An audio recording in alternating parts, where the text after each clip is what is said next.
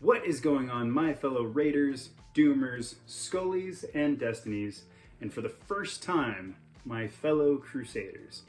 Welcome to the video. If you're new to the channel, my name is Kirk, and today we are unboxing and reviewing this incredible jacket made by Wested. It's their Legacy Last Crusade jacket. And now for some unboxing footage commentary. You can see me using my classic unboxing Crocodile Dundee knife. I definitely don't recommend using that particular technique when you're unboxing something, especially something nice like a jacket. You want to be careful when you're opening the box. And you can see me pull out the certificate that comes with all of Wested's custom jackets, like these Legacy jackets. Really cool addition. They don't have to do that, but it's something I love that they do because you can display those certificates or just keep them for your own personal records. First time trying on the jacket, fit very nicely. I worked really hard on getting my measurements correct, but it's still very pristine, so I still have to weather it. So if you're familiar with me or with this channel, you might know that at my heart, I'm a Doomer. I love Temple of Doom, I love Temple of Doom cosplay, and I also have a fair amount of Raiders of the Lost Ark stuff, and now Dial of Destiny. But there's always been kind of a suspicious hole in the Last Crusade category. And years ago, I sort of did Last Crusade. I had my Akubra Federation 4 Deluxe Fedora and an FZ merchandise jacket that had a snap on the storm flap. So for my purposes, that was kind of my Last Crusade look, but I didn't really do it that often because, to be honest, it wasn't that great, or at least it didn't look that great on me. So I have since parted with both of those pieces of gear, actually.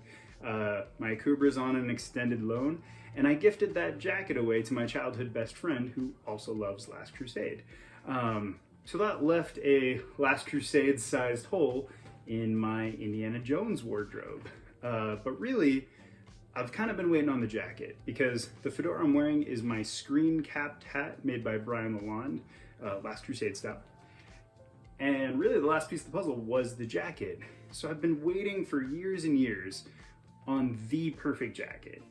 And I've been looking at all the different makers because there's so many great jacket makers out there now. Obviously, you've got Wested, you've got Kelso, Steele & Jones, you've got all these wonderful makers out there. So how do you choose? For me, I've been eyeing the Wested Legacy for a very long time. I've been a fan of these jackets ever since they came out. And for me, the big selling point, and I think kind of the selling point in general for the Wested Legacy, is the hide, and specifically how they weather. So with this jacket, it's a lambskin, and I could be wrong on this, but I believe Wested says it is the closest hide to what was used in the original movies that they have found, and that they've ever used. And I would have to agree. This hide is amazing. Obviously, I've never handled a screen-used jacket before, but this is what I see when I watch those movies, specifically Last Crusade. When the jacket first came, fresh out of the box, it was brand new, super clean, and it looked just like their kind of standard lambskin, like my very original Raiders jacket I got years and years ago. But as soon as you start wearing it, breaking it in, and especially once you start weathering it, that's when this jacket comes alive. So whether you decide to synthetically weather it like I did, or you just want to wear it and let the age kind of come naturally over time, it's going to weather like what you see in the movies, which is a big deal for us indie cosplayers because for years and years and years, we would get a lambskin jacket, weather it, and the undertones wouldn't be the right color. You'd either have to accept, the undertones being kind of grayish, or a lot of indie cosplayers would go in with like EcoFlow dyes, like a rusty brown dye, and dye the weathered areas to get that contrast. That is not needed or necessary with the Wested Legacy. These jackets weather very well and very easily. And that isn't to say it's gonna fall apart on you or anything like that. It just weathers the way you want an Indiana Jones jacket to weather. And if you pick up one of these and you wanna weather it yourself, it's super easy. This is a very good kind of first jacket to weather. Obviously practice on a piece that isn't going to be seen, but you can weather your jacket with just a scour pad, and if you're really feeling spicy, a piece of fine grit sandpaper. In fact, for this entire jacket, this one scour sponge and this one tiny little torn off piece of sandpaper is all I used to weather this jacket. Now, for the weathering, I went with there's kind of two jackets, two Last Crusade screen used jackets that are on display. There's one in Chicago and one at the Smithsonian Museum of American History in Washington, D.C. I went with the Washington, D.C. version because that's the one that you most commonly see and think of with Last Crusade jackets. That's very much in the weeds. Generally speaking, for the weathering I tried to emulate that Washington, D.C. jacket, but I didn't want to, how do I want to say this? I didn't want it to be cartoony. I think a lot of people, when they weather their Last Crusade jackets, regardless of where they come from, they really focus on the seam weathering, which is important and, you know, very recognizable and indicative of a Last Crusade jacket.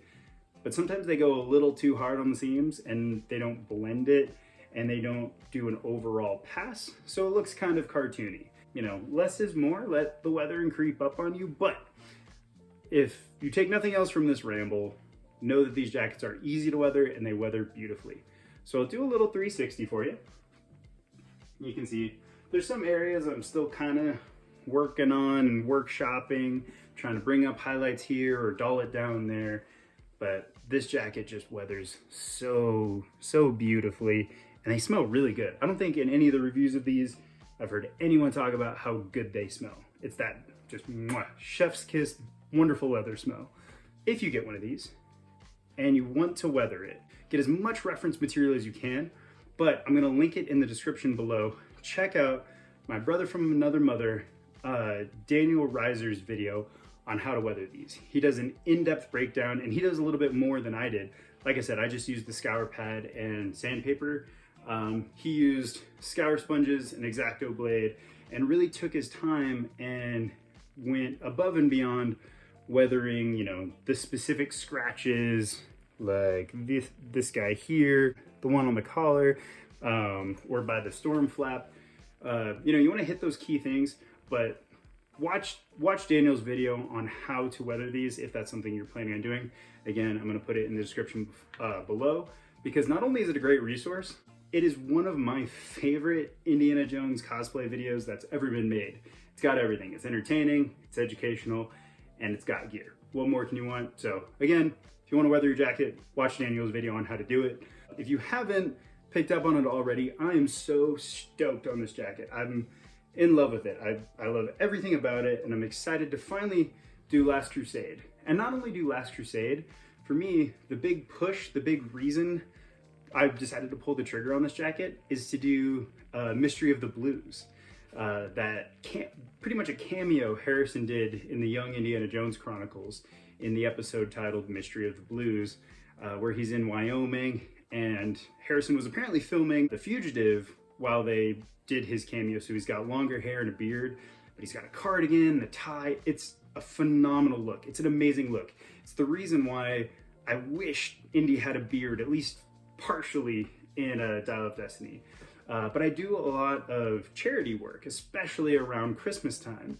And for the last couple years, I've been doing Raiders of the Lost Ark for those holiday parades, because I can zip up the jacket and wear gloves.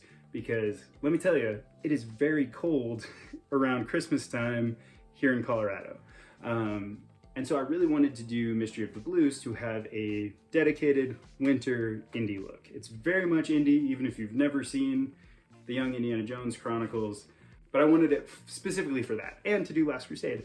But in his cameo, he is wearing a Last Crusade jacket. So that was the final nail in the coffin and why I decided to pull the trigger, and I'm so happy I did. So if you're in the market for a jacket, like I said, there are so many great options out there, but definitely consider the Wested Legacy, especially for your Last Crusade needs, because I'm so happy with this.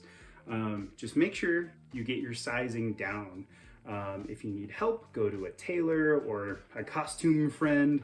Reference jackets that you might already have, especially if you already have an Indiana Jones jacket. Nail the sizing, order your jacket, and I promise you won't be disappointed. These things are great, and my only regret is that I didn't order one sooner. I'm not sponsored by Wested, I'm just a big fan. So if you have any questions, comments, or concerns, drop them below. And if this is the type of content that you like to watch, leave a comment below and let me know what you'd like to see next. Consider subscribing to this channel and hit the like button, all that fun YouTube stuff. But until next time, thank you so much for watching. Thank you for joining me on this cosplay adventure. And until next time, I think I've already said that. Cheers, fortune and glory, and I'll see you on the next adventure.